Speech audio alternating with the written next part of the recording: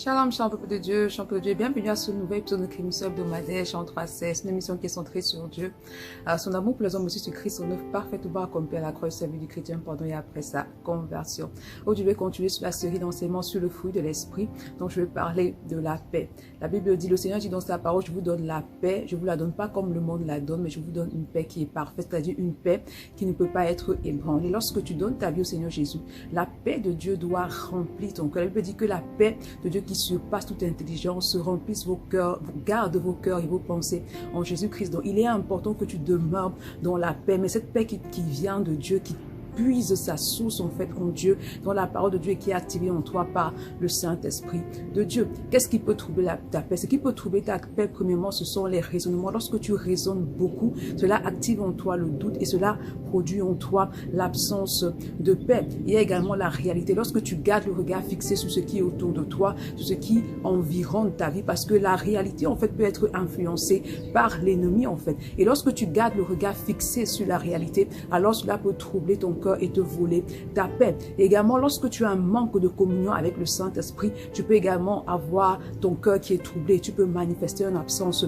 de paix. Mais il est important pour toi de veiller à demeurer dans la paix, parce que la paix, en fait, est un signe, en fait, que tu demeures en Dieu, que tu es caché en Dieu. Lorsque tu manifestes le shalom, tu savais que le Seigneur est avec toi. Lorsque les disciples étaient dans la barque, ils ont été troublés, ils ont été perturbés, et pourtant Dieu était avec eux. Ils auraient dû manifester cette paix qui surpasse tout et que les épreuves ne peuvent point ébranler. Qu'est-ce qui peut t'aider à demeurer dans la paix? Qu'est-ce qui peut t'aider à manifester cette paix que Dieu te donne lorsque tu te connectes parfaitement à l'œuvre de la croix? La première chose est que tu dois marcher selon la vérité de la parole de Dieu. Comme je dis, la réalité peut être manipulée par Satan, mais la vérité de la parole de Dieu est immuable et ne peut pas être ébranlée. Il est important que tu demeures dans la vérité de la parole de Dieu. Il est important que tu grandisses en fait dans la connaissance et la révélation de la parole de Dieu. La Bible dit que mon peuple périt faute de connaissance. C'est-à-dire que si tu as une absence de connaissance de la parole, si tu as une absence de la vérité et de la révélation de la parole de Dieu, alors ton cœur va être troublé. Lorsque l'ennemi va venir pour mettre des obstacles devant toi, tu vas être troublé et ébranlé dans ta paix. Donc tu dois grandir dans la révélation des Écritures, tu dois grandir dans la connaissance des Écritures, parce que la parole de Dieu te révèle qui est Dieu en fait. Et lorsque tu as la révélation du Dieu que tu sais, alors peu importe la situation, ton cœur va demeurer en paix. Deuxièmement, il est important de développer ta relation d'intimité avec le Saint-Esprit, parce que c'est l'Esprit de Dieu qui te conduit dans la vérité, c'est l'Esprit de Dieu qui te révèle qui est Dieu, c'est l'Esprit de Dieu qui te révèle également par la parole de Dieu ton identité en Christ, parce que quand tu as conscience de ton identité, alors rien ne peut ébranler ta paix. Donc il est important que tu développes ta relation d'intimité avec le Seigneur. Il est important également que tu développes, que tu te focalises en fait à marcher selon l'Esprit de Dieu, à marcher par tes sens spirituels et non pas par ta vue. La Bible dit que lorsque tu marches avec le Seigneur, tu dois marcher par la foi et non pas par ta vue physique. Donc tu dois demeurer dans la parole de Dieu, dans la communion avec l'Esprit, afin de marcher selon tes sens spirituels. Tu dois développer tes sens spirituels, ton nuit spirituelle.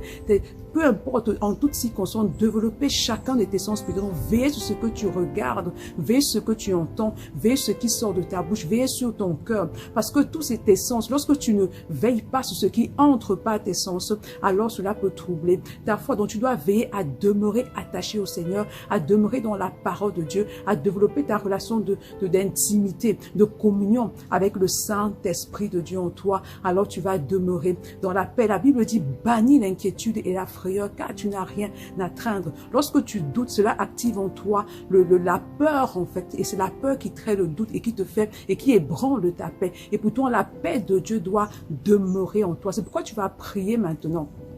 La Bible dit que ce que ton père n'a pas planté en toi sera déraciné. Tu vas déraciner en toi tout ce qui vole ta paix. Déracine en toi tout ce qui vole ta paix. Déracine la peur en toi. Déracine l'inquiétude. Déracine les raisonnements. Déracine tout ce qui vient troubler ta paix par tes pensées dans ton cœur. Déracine cela par la puissance du Saint-Esprit. Tu dois déraciner, ôter en toi tout ce qui te vole ta paix. Et tu dois établir la paix de Dieu. Tu dois établir, ferme toute porte d'accès dans ta vie à l'ennemi. Tu déclares que tu fermes toute porte d'accès à l'ennemi dans ta vie et tu établis la paix de Dieu. Établis la paix de Dieu dans tes pensées. Établis la paix de Dieu dans ton cœur. Établis la paix de Dieu dans chaque aspect de ta vie. Déclare et proclame que la paix de Dieu est ton partage et ta portion. Et je prie véritablement que la paix de Dieu te localise. Je prie et déclare qu'à partir de maintenant, la paix de Dieu qui surpasse toute intelligence garde ton cœur et tes pensées en Jésus-Christ. Amen. Ainsi s'achève l'épisode de ce jour. Je crois véritablement que tu as été béni et interpellé. Voilà, je vous donne rendez-vous la semaine prochaine pour un nouvel épisode. Je vous donne rendez-vous la semaine prochaine. Que le Seigneur te bénisse abondamment. Shalom.